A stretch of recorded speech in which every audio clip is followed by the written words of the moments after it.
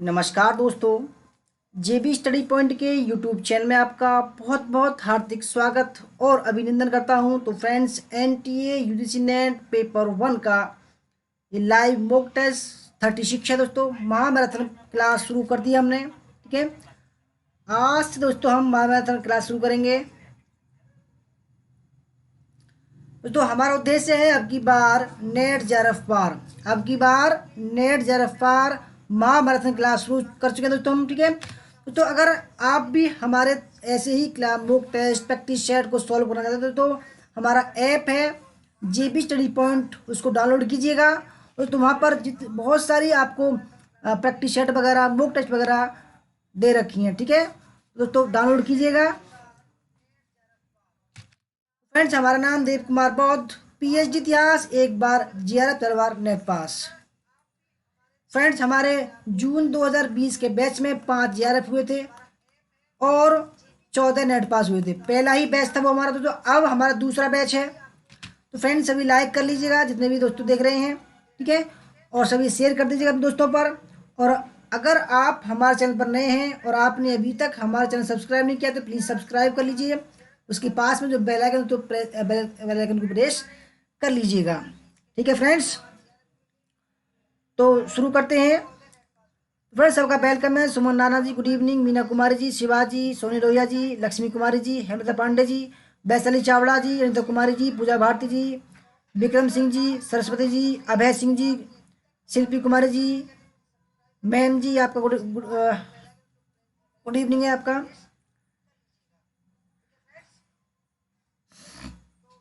शिल्पी जी कह रही हैं आईफोन वाले कैसे करें। देखो, हमारा ऐप आईफोन वाला नहीं है। ठीक है, तो फ्रेंड्स शुरू करते हैं। पहला सवाल दोस्तों, आज सवाल कुछ टफ है। ठीक है, 20 सेकंड का समय दिया जाएगा आपको कमेंट करने के लिए। पहला सवाल है, सामाजिक विज्ञान में केंद्रीय मुद्दा यह प्रश्न है कि क्या प्राकृतिक विज्ञान की विधियों का प्रयोग कर सामाजिक दुनिया का अध्ययन किया जा सकता है। यह कथन किस विषय की ओर इंगित करता है। पहला ऑप्शन है सत्ता मीमांसा, मूल्य मीमांसा, ज्ञान मीमांसा,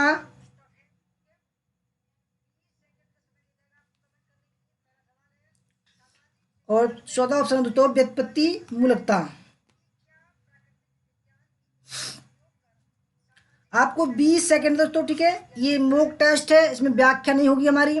केवल आपको यह चेक करना है दोस्तों अपने आप में कि आप कितने पानी में हैं, कितनी तैयारी आपकी हो चुकी है अब तक, क्योंकि लास्ट 1 महीने बचा है और वो दोस्तों आपको रिवीजन करना है केवल। ठीक है,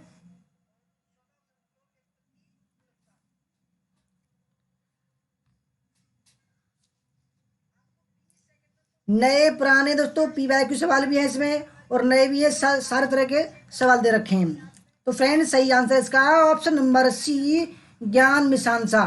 ठीक है, दूसरा सवाल आपके सामने है, एक किशोर अधिगमकर्ता की प्रमुख चारित्रिक विशेषता जो इसके सामाजिक तथा नैतिक विकास को निर्धारित करती है वह है।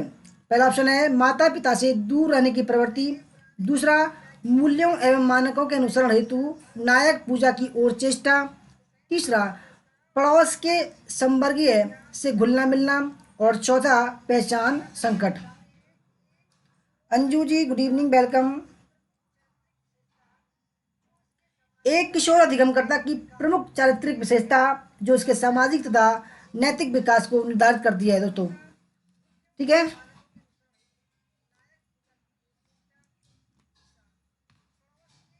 20 सेकंड है आपको कमेंट करने के लिए।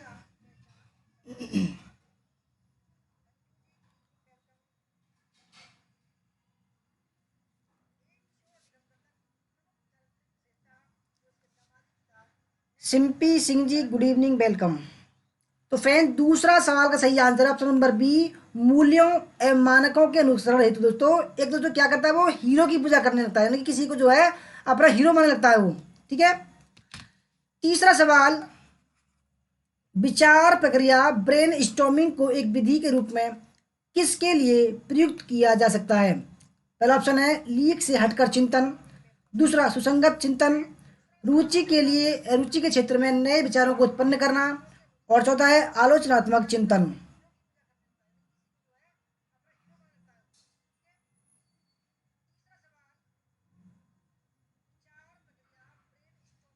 Montu Prasad ji good evening. ऋषि यादव जी गुड इवनिंग। अंजू जी कह रहे कितनी बार बोलेंगे अब।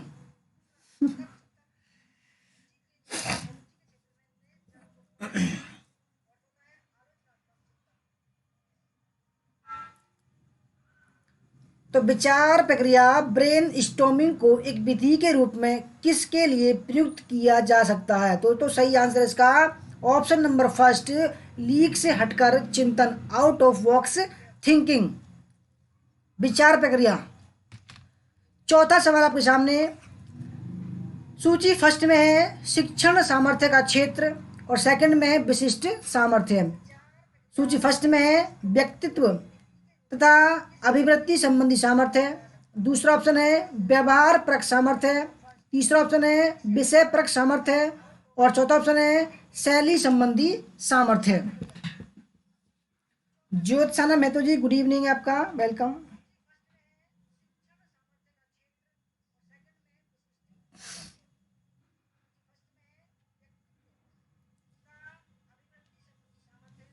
अंजू जी कह रही हैं लाइक। अब देखो क्या करें, हम बोलते हैं लाइक करने के लिए, लोग बाग डिसलाइक कर देते हैं, इसलिए हमारा बोलना ही बेकार है। तो आपकी मर्जी हो लाइक कर देना, आपकी मर्जी हो डिसलाइक कर देना, ठीक है। क्योंकि मैंने देखा है दोस्तों कि हमारे मेरे एक बोल के अकॉर्डिंग जो है लोग बाग लाइक डिसलाइक डिसाइड करते हैं। दोस्तों मैं सोच रहा हूँ इस टॉपिक को ख़त्म, लाइक करो डिसलाइक करो आपकी मर्जी है। अगर आपको दोस्तों लगता है कि 1-2% क्या हाँ अच्छा सवाल है तो लाइक कर देना, अदरवाइज आपकी मर्जी है। तो दूसरा जो सूची है उसमें है गतिकता तथा नम्यता। दूसरा ऑप्शन है विषय तथा सामान्य ज्ञान। तीसरा सुधार काया तथा आकृति। चौथा है आत्म सामर्थ्य एवं नियंत्रण की स्थिति और पांचवा है शिक्षण एवं प्रवचन।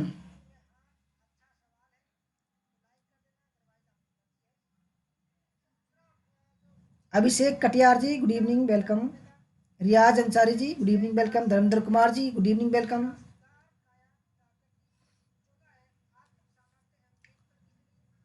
तो फ्रेंड देखो हर एक सवाल में आपको 20 सेकंड का समय दिया जा रहा है कमेंट करने के लिए। ब्रेन स्टॉर्मिंग का मतलब होता है लीक से हटकर सोचना, ठीक है। यानी कि जब आपके माइंड में कुछ अलग हटकर आता है, लीक से हटकर हो, तो उसको बोलते हैं ब्रेन स्टॉर्मिंग, ठीक है। यानी कि दिमाग में कुछ अलग सोचना लीक से। तो फ्रेंड चौथे सवाल में देखते हैं व्यक्तित्व तथा अभिवृत्ति। ये हो गया दोस्तों आत्म सामर्थ्य एवं नियंत्रण की संस्कृति, ठीक है।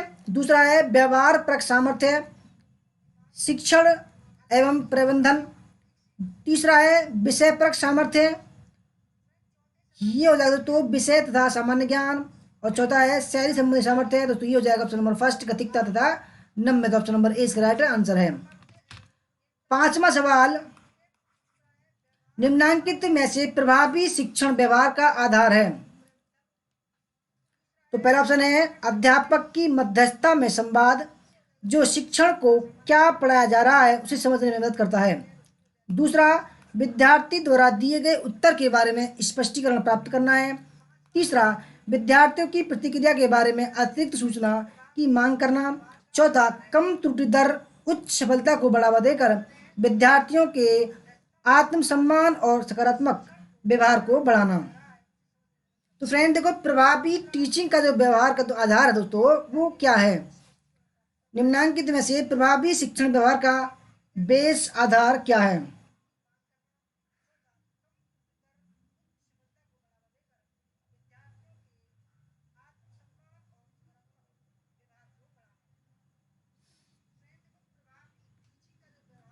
हमारी मैम बोल रही हैं देखो दोस्तों ब्रेन स्टॉर्मिंग के अल्प अवधि में अनेक विकल्पों पर विचार करते हुए समस्या का समाधान खोजना या निर्णय करना, ठीक है।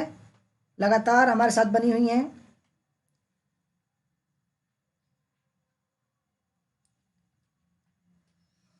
तो फ्रेंड्स पांचवें सवाल का सही आंसर तो ऑप्शन नंबर डी, कम त्रुटि दर को बढ़ावा देकर विद्यार्थियों के आत्मसम्मान और सकारात्मक व्यवहार को बढ़ाना। तो क्या होता है? प्रभावी शिक्षण व्यवहार का आधार होता है। छठा सवाल, निम्नांकित में से किसे एक अतुल्यकालिक एनसीक्रोनस सहायक शिक्षण सामग्री के रूप में प्रयुक्त किया जा सकता है। पहला ऑप्शन है Skype, blog, Facebook post, online chat, email, Google hangout. तो देखो ये कह रहा है कि जब मैंने आपको पढ़ाया था शिक्षण सहायक सामग्री, तो आपको बताना दोस्तों ये जो ऑप्शन है इनमें कौन कौन से ऑप्शन शिक्षण सहायक सामग्री के रूप में प्रयुक्त कर सकते हो आप।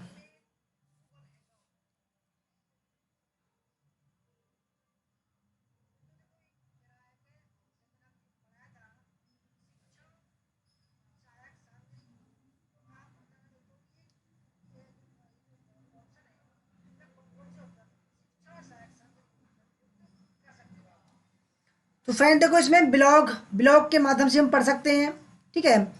और तो फेसबुक पोस्ट के माध्यम से पढ़ सकते हैं, ठीक है। और ईमेल के माध्यम से तो हम पढ़ सकते हैं। ऑनलाइन चैट के माध्यम से चैट होता है केवल।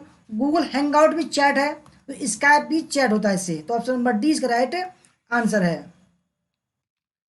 सातवां सवाल, नीचे दी गई सूची में उन कारकों की पहचान कीजिए जो किसी संस्था में सकारात्मक अधिगम परिवेश के संबंध में शिक्षण को प्रभावित करते हैं। पहला, जिस सीमा तक शिक्षक स्पष्ट प्रस्तुति देता हो। दूसरा, कक्षा के साथ साथ संस्था में विचारों को साझा करने एवं खुली चर्चा करने हेतु संभावनाएं। तीसरा, छात्रों के प्रश्नों का उत्तर देने के क्रम में प्रदर्शित होने वाली विषय सामग्री प्रशिक्षण की निपुणता। चौथा, संस्था अथवा कक्षा में सकारात्मक प्रबंधन का बार बार उपयोग किया जाना। और पांचवा, शिक्षक तथा उसके मार्गदर्शन की उपलब्धता। दोस्तों हमारा जो लेवल होता है दोस्तों वो केवल और केवल नेट के लेवल का होता है, ठीक है। उससे कम ना तो हमको अच्छा लगता है दोस्तों पढ़ाना, ठीक है। क्योंकि दोस्तों अगर आपका समय भी लें और ऐसे सवाल दें जो आने की संभावना कम हो दोस्तों बेकार है। सवाल भी ऐसे लाने चाहिए दोस्तों यानी कि आपको फायदा भी पहुंचे, ठीक है।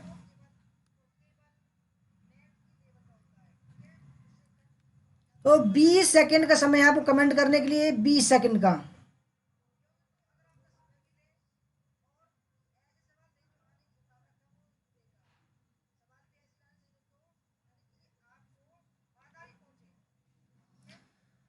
तो फ्रेंड्स देखो इसमें ऑप्शन नंबर बी यानी कि कक्षा के साथ साथ संस्था में विचारों को साझा करने एवं खुली चर्चा करने की संभावना होनी चाहिए सकारात्मक अधिगम परिवेश के अंदर, ठीक है।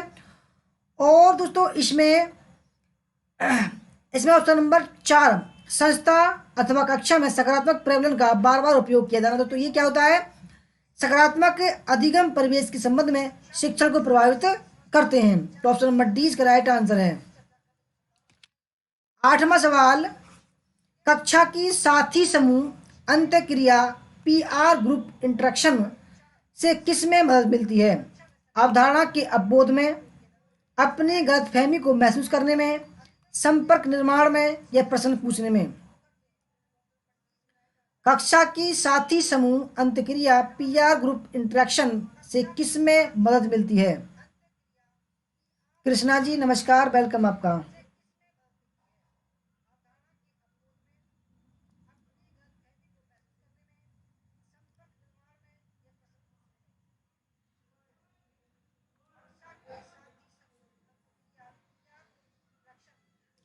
तो फ्रेंड देखो अवधारणा के अवबोध में मदद मिलती है, ऑप्शन नंबर ए इसका राइट आंसर है, ठीक है।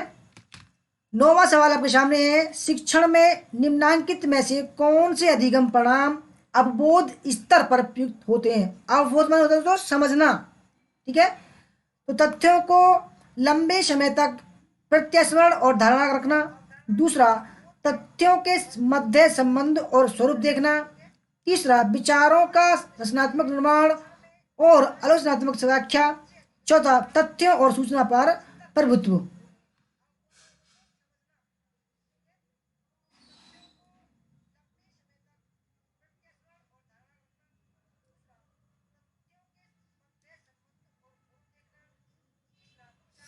शिक्षण में निम्नांकित में से कौन से अधिगम परिणाम अवबोध स्तर पर प्रयुक्त होते हैं।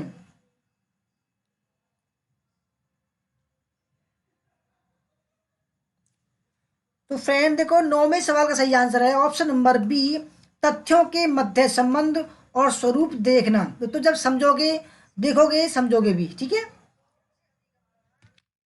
10वां सवाल आपके सामने है, शिक्षण की समनुदेशन विधि निम्नांकित में से किसका संयोजन है? Assignment method of teaching. समझना होता है तो असाइनमेंट, घर का कार्य। पहला ऑप्शन है स्वानुभाविक विधि और समस्या समाधान विधि। दूसरा व्याख्यान से निर्देशन विधि और प्रयोगशाला विधि। तीसरा प्रेक्षण विधि और व्याख्यान विधि। चौथा है व्याख्यान विधि और क्षेत्र दौरा विधि।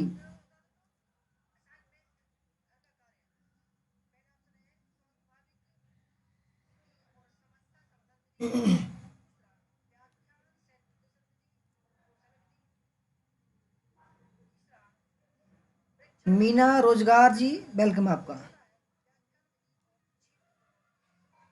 राजगुरु, राजगुरु, सॉरी। तो शिक्षण की असाइनमेंट मेथड विधि निम्नांकित में से किसका संयोजन है? तो सही आंसर 10वीं का ऑप्शन नंबर बी, व्याख्यान से निर्देशन विधि और प्रयोगशाला विधि। ठीक है, असाइनमेंट आप समझते होंगे, तो असाइनमेंट क्या होता है। 11वां सवाल आपके सामने, शिक्षण सहायक सामग्री के बारे में निम्नलिखित में से कौन से कथन सही हैं? दोस्तों, जब मैंने आपको थ्योरी क्लास कराई थी तो आपको पता होगा कि शिक्षण सहायक सामग्री क्या होती है। तो देखो, कुछ होते हैं श्रव्य सामग्री, कुछ होती है दोस्तों दृश्य सामग्री, और कुछ होते हैं दृश्य और श्रव्य सामग्री। जैसे कि आप YouTube देख रहे हो तो ये क्या है, सुन भी रहे हो और देख भी रहे हो, ये हो गया श्रव्य दृश्य सामग्री। ठीक है, तो एक होती है श्रव्य सामग्री, जैसे कि टैप रिकॉर्डर हो गया, मोबाइल फोन हो गया। ठीक है दोस्तों, आप क्या करते हैं उसमें, केवल सुनते सुनते हैं। और देखने वाली, जैसे कि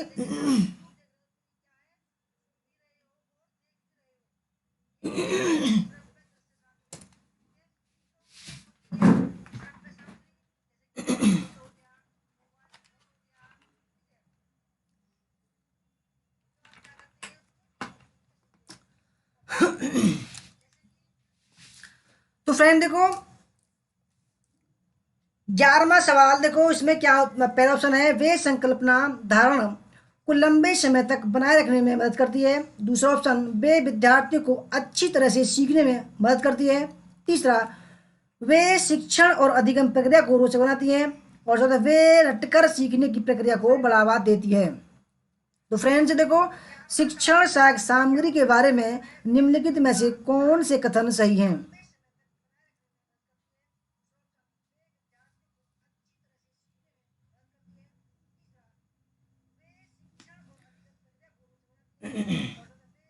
तो फ्रेंड देखो, पहला ठीक है, वे संकल्पना को धारण को लंबे समय तक याद रखने बनाने में मदद करती है। दूसरा वे विद्यार्थियों को अच्छी तरह से सीखने में मदद करती है। वे शिक्षण और अधिगम प्रक्रिया को रोचक बना देती है। तो रटना नहीं होता इसमें, ऑप्शन नंबर ए इसका राइट आंसर है। 12वां सवाल, अंतरराष्ट्रीय अंतरराष्ट्रीय अंतरशास्त्रीय शोध के संदर्भ में आपकी क्या धारणा है? पहला, शोध का समग्रात्मक विश्लेषण, शोध क्षेत्र में विषय विशेष की निर्भरता को कम करना, शोध विषय को आवश्यकता से अधिक सरल बनाना, और चौथा शोध प्रवृत्ति में नई प्रवृत्ति का सृजन। दोस्तों, अगर आप हमारे चैनल पर नए हैं तो सब्सक्राइब कर लीजिएगा, वीडियो को लाइक कर लीजिएगा। दोस्तों, अगर आपको ऐसे ही प्रैक्टिस सेट और मॉक टेस्ट देखने हैं तो हमारा ऐप आ गया है JB स्टडी पॉइंट के नाम से, प्ले स्टोर में जाइए और दोस्तों आप जो है उसको डाउनलोड कीजिए और बहुत सारे प्रैक्टिस सेट आपको मिल जाएंगे।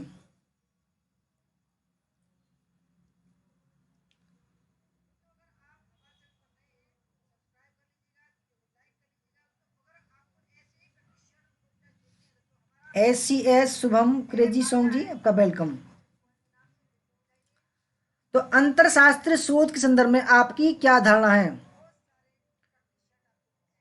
तो फ्रेंड्स, सही आंसर इसका ऑप्शन नंबर बी, शोध क्षेत्र में विषय विशेष की निर्भरता को कम करता है। ठीक है, 13वां सवाल, अनुसंधान शब्द का अर्थ के संबंध में निम्नलिखित में से कौन से कथन सत्य है? पहला, अनुसंधान का तात्पर्य है किसी समस्या के समाधान का पता लगाने के लिए शुरू की गई व्यवस्थित कार्यकलाप अथवा कार्यकलापों की श्रृंखला है। दूसरा, यह एक व्यवस्थित, तार्किक और निष्पक्ष प्रक्रिया है जिसमें परिकल्पना का परीक्षण, आंकड़ों का विश्लेषण, सिद्धांतों की व्याख्या और रचना की जाती है। तीसरा, यह सत्य के प्रति बौद्धिक जांच अथवा खोज है। और चौथा, इसमें ज्ञान में वृद्धि होती है। तो अनुसंधान, शोध, रिसर्च शब्द का अर्थ के संबंध में निम्नलिखित में से कौन से कथन सत्य हैं?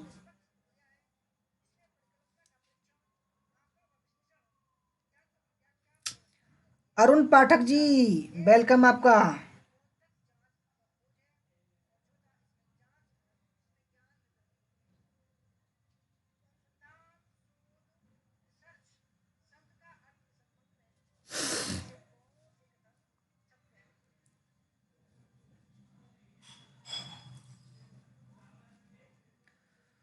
तो फ्रेंड देखो, इसमें चारों ही ऑप्शन जो है बिल्कुल सही है। ठीक है, तो ऑप्शन नंबर डी इसका राइट आंसर है। 14वां सवाल, निम्नलिखित में से कौन सी शोध विधि परिकल्पना परीक्षण और सामान्यीकरण पर बल देती है? प्रयोगात्मक और कार्योत्तर शोध, हस्तक्षेप आधारित क्रियात्मक शोध, दृश्य घटना विज्ञान और वृत्तांतरक शोध और वृष्टि अध्ययन शोध। केवल आपको 20 सेकंड का समय दोस्तों कमेंट करने के लिए। ठीक है, निम्नलिखित में से कौन सी शोध विधि परिकल्पना परीक्षण और सामान्यीकरण पर बल देती है?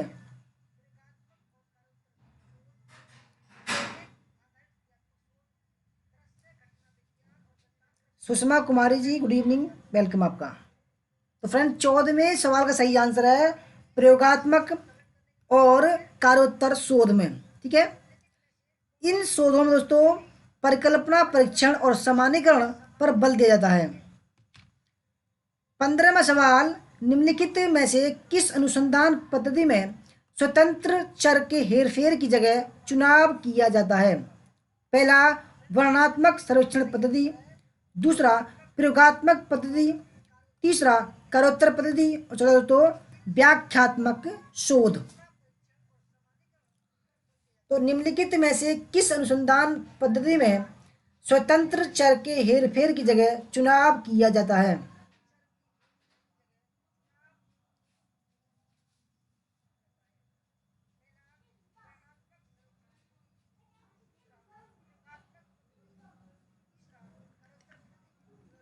20 सेकंड है आपको कमेंट करने के लिए। तो दोस्तों सही आंसर है option number C, ex post facto method या करोत्तर पद्धति। ठीक है, ऑप्शन नंबर सी।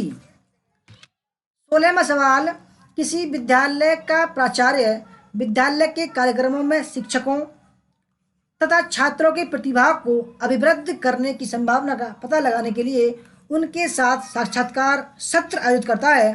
तो यह प्रयास अनुसंधान के किस प्रकारता से संबंधित है? पहला ऑप्शन है मूल्यांकन अनुसंधान, मौलिक अनुसंधान, क्रियात्मक अनुसंधान या विभक्त ये एप्लाइड अनुसंधान।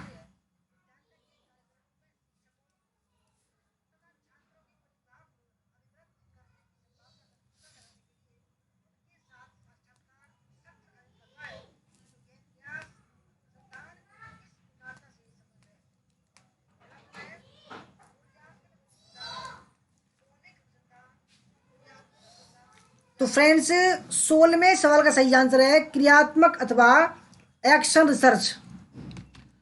17वां सवाल, निम्नलिखित में से कौन शोध के संदर्भ में पठन कौशल के सही क्रम का प्रतिनिधित्व करता है?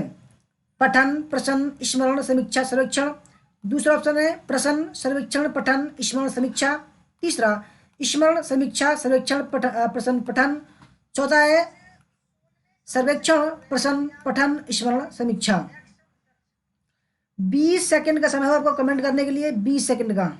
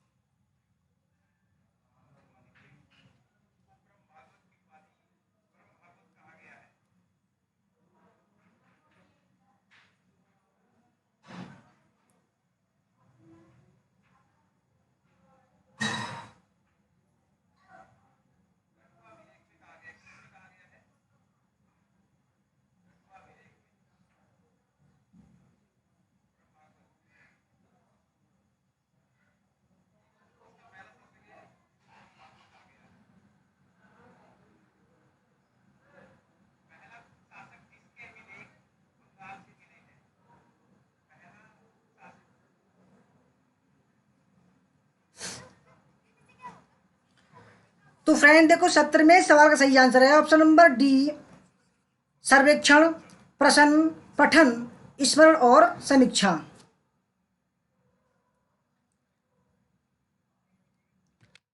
18वां सवाल, शोध सोपानों, शोध के स्टेप को शोध प्रबंध में प्रस्तुत करते समय किस क्रम में दर्शाया जाता है? पहला परिचर्चा, साहित्य की समीक्षा, परिणाम, अवधारणा, ढांचा, समस्या। साहित्य की समीक्षा, समस्या, अवधारणा, ढांचा, परिणाम, परिचर्चा। समस्या, साहित्य की समीक्षा, अवधारणा, ढांचा, परिचर्चा। समस्या, साहित्य की समीक्षा, अवधारणा, ढांचा, परिचर्चा।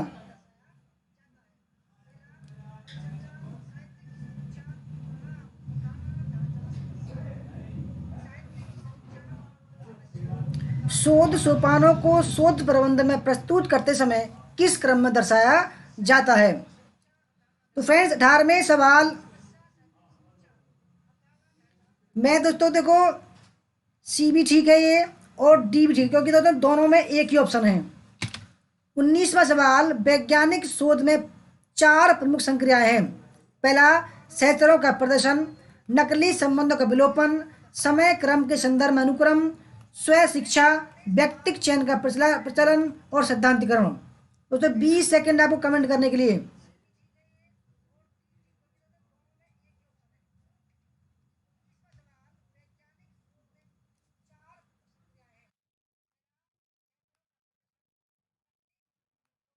मैजुद्दीन जी वेलकम आपका, कह रहे हैं सर लाइक कर दिया है, लेट हो गया मैं। ओके कोई बात नहीं।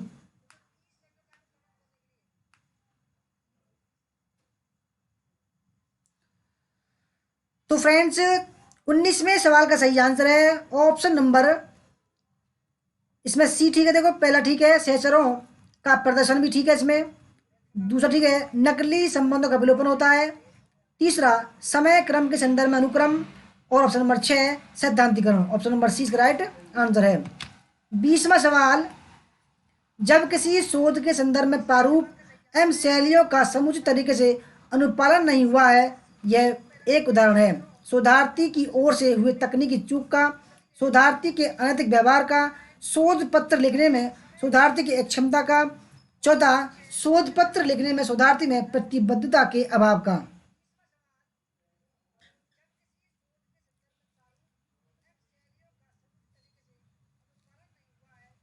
20 सेकंड है आपको कमेंट करने को, तो 20 सेकंड ठीक है। तो फ्रेंड सही आंसर है ऑप्शन नंबर ए, शोधार्थी की ओर से तकनीकी चूक का। 21वां सवाल, शोध नैतिकता की समस्या शोध क्रियाकलापों के किस पहलू से संबंधित है? पहला साक्ष्य आधारित शोध रिपोर्टिंग से। दूसरा शोध प्रबंध के निर्धारित प्रारूप के अनुसरण से। तीसरा गुणात्मकता एवं मात्रात्मक तकनीकों के माध्यम से आंकड़ों के विश्लेषण से। चौथा शोध के समग्र को परिभाषित करने से। तो शोध नैतिकता की समस्या शोध क्रियाकलापों के किस पहलू से संबंधित है?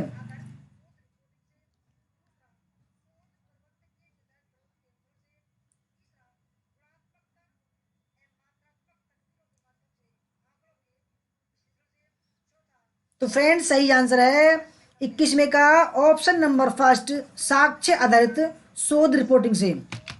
22वां सवाल, शोध प्रबंध और शोध लिखने की शैली में होनी चाहिए। पहला ऑप्शन है पदों के चयन में रचनात्मकता, भाषा के अनुप्रयोग में वैज्ञानिकता, प्रदत्तों और सारणियों के प्रस्तुतिकरण में यांत्रिकता, संदर्भीकरण के संदर्भ में परिवर्ती होना।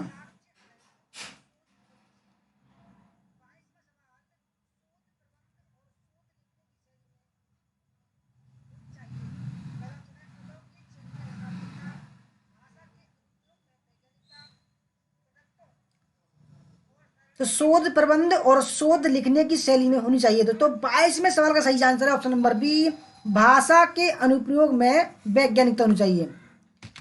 23वां सवाल, सभी बच्चे लालची नहीं है, यह किस तर्क वाक्य का उदाहरण है?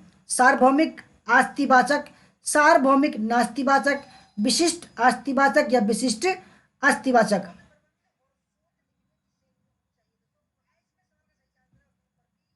सभी बच्चे लालची नहीं हैं, यह किस तर्क वाक्य का उदाहरण है?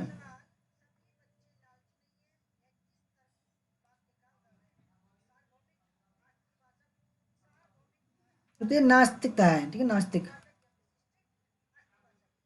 तो फ्रेंड सही आंसर ऑप्शन नंबर डी, विशिष्ट नास्तिवाचक। 24वां सवाल, आंकड़ों का तृतीयक स्रोत है।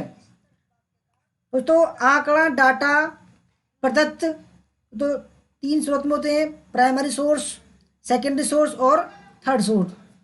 तो पहला ऑप्शन तो फिल्में, होर्डिंग, पोस्टर, सरकार का राजपत्र, समाचार पत्र, पत्रिकाएं, प्राथमिक एवं द्वितीयक दोनों स्रोतों से प्राप्त जानकारी और नीति पत्रकों से संग्रहित आंकड़े। 20 सेकंड है आपको कमेंट करने के लिए।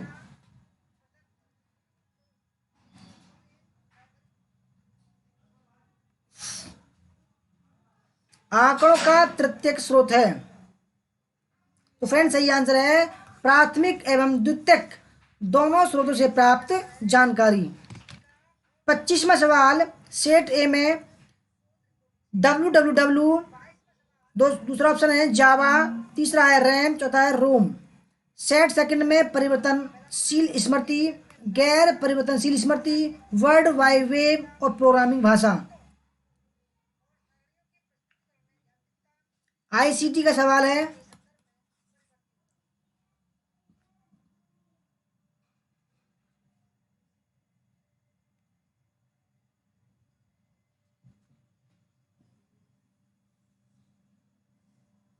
तो फ्रेंड देखो www क्या है, वर्ल्ड वाइड वेब है, ठीक है। जावा क्या है, प्रोग्रामिंग भाषा है, सी सी सी ट्रिपल एस सी, ठीक है।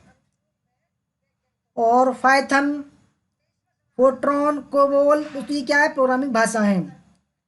तो रैम क्या है, रैम है परिवर्तनशील और रोम गैर परिवर्तनशील। ऑप्शन नंबर सी इसका राइट आंसर है।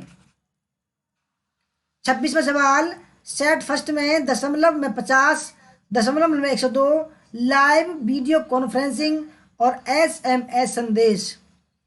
तो सेट सेकंड में द्विभाजी में 0110011, द्विभाजी में 11001110, समकालिक संचार और विषमकालिक संचार।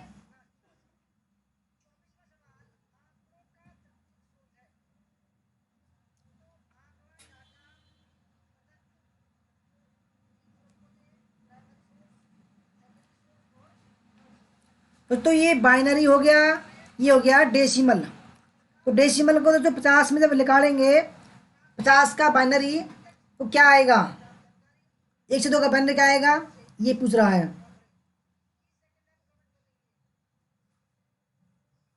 तो जब हम डेसिमल से बाइनरी निकालते हैं तो 50 में 2 का भाग करते चलते हैं, ठीक है। 25 12, क्या बचा, तो 1 बचा, 6 0 बची, ठीक है। और 3 1 बचा, 1 2, तो क्या बचा यहाँ, 1 बचा, ठीक है। ऐसे निकालते हैं इसको। तो 50 में तो क्या हो जाएगा, तो 50 का हो जाएगा दोस्तों option number first.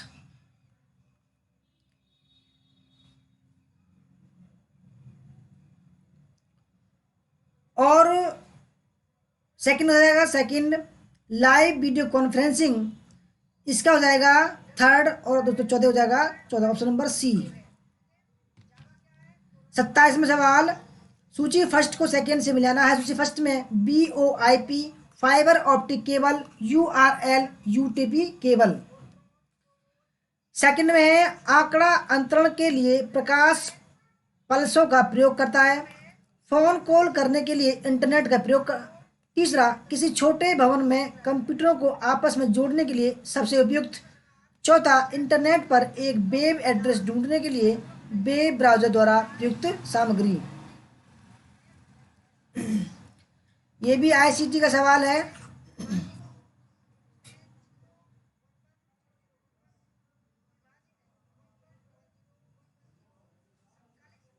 VOIP fibre optic cable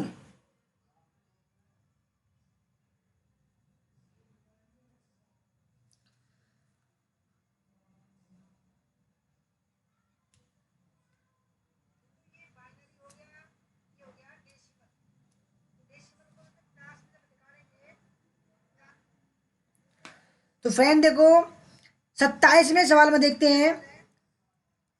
पहले की जगह दूसरा, फोन कॉल करने के लिए इंटरनेट का प्रयोग करते हैं, ठीक है। फाइबर ऑप्टिक केबल का दोस्तों ऑप्शन नंबर फर्स्ट हो जाएगा, क्योंकि आंकड़ा अंतरण के लिए प्रकाश पल्सों का प्रयोग करता है, ठीक है दोस्तों। जो लाइन होती है केबल की, उसमें दोस्तों पल्स चलती है, प्रकाश लाइट चलती है उसमें। URL, URL।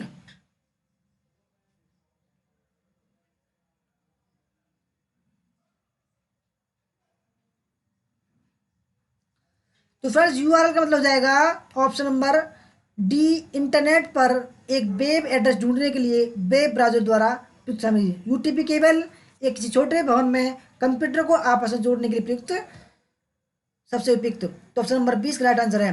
28वां सवाल आपके सामने है।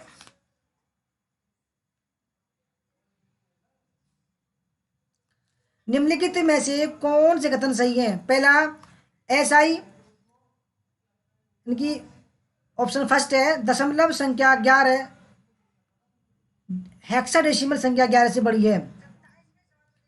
दूसरा ऑप्शन है द्विआधारी संख्या यानी बाइनरी संख्या 1110 के आंशिक भाग का दशमलव मान 0.625 है।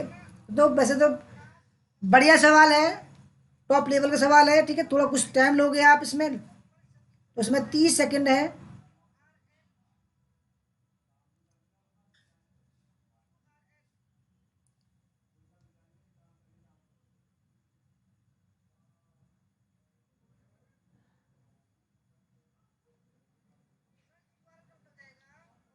तो फिर 28 सवाल सही आंसर है ऑप्शन नंबर बी यानी कि सेकंड, ठीक है, फर्स्ट गलत है। 29वां सवाल, आईसीटी शब्द पद के बारे में निम्नलिखित में से कौन से तत्व कथन सही है? पहला ऑप्शन है आईसीटी प्रथमाक्षरी नाम है जिसका पूरा नाम इंडियन क्लासिकल टेक्नोलॉजी है। दूसरा है आईसीटी के अंतर्गत वे प्रणामी प्रावधि सम्मिलित हैं जिसके अंतर्गत श्रव्य दृश्य दूरभाष और कंप्यूटर नेटवर्क एक साथ समान केबलिंग प्रणाली द्वारा संयोजित किए जाते हैं।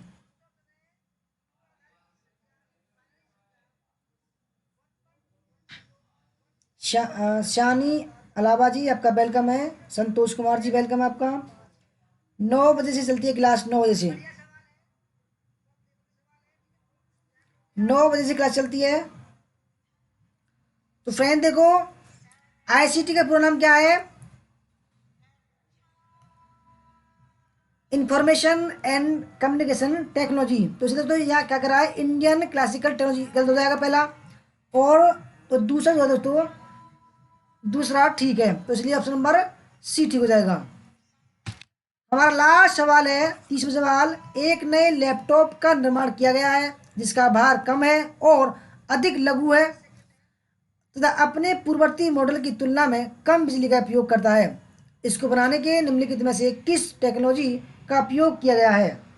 Solid state hard drive, universal serial bus house, faster random access memory, blu ray drive. दोस्तों ये कह रहा है कि एक नया लैपटॉप बनाया गया है जिसका भार कम है, ठीक है, और पहले से और छोटा है। दोस्तों वो करा के इसका किस टेक्नोलॉजी के माध्यम से इसको छोटा बनाया गया है?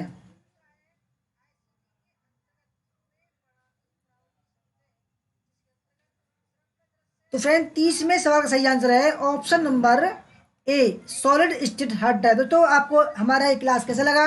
अच्छा लगा तो प्लीज़ लाइक कर दीजिएगा, और अगर आप तो ऐसे ही प्रैक्टिस सेट देखना चाहते हैं दोस्तों हमारा जेवी स्टडी पॉइंट का ऐप डाउनलोड कर सकते हैं आप, ठीक है, जहाँ आपको बहुत सारी क्लास मिलेंगी फ्री ऑफ कॉस्ट, ठीक है। और जो हमने कुछ पीडीएफ भी आपके लिए रखी हुई है वहाँ पर फ्री ऑफ कॉस्ट, वहाँ से डाउनलोड कर सकते हैं आप। तो दोस्तों धन्यवाद। अंदाजी कर रही है 26, 27, 28, तो बिल्कुल समझ में नहीं आया, कोई बात ना, बता दूंगा बाद में, क्योंकि अभी थोड़ा मुझे जल्दी हो रही है, ठीक है, क्योंकि अभी जन्मदिन में जाना है, टाइम ज़्यादा हो गया। तो फ्रेंड्स धन्यवाद, जय हिंद, जय वंदे। तो कल मिलते हैं सही 9 बजे। दोस्तों सभी लाइक करके जाइएगा और दोस्तों शेयर जरूर कीजिएगा। धन्यवाद। जय हिंद, जय वंदे मातरम।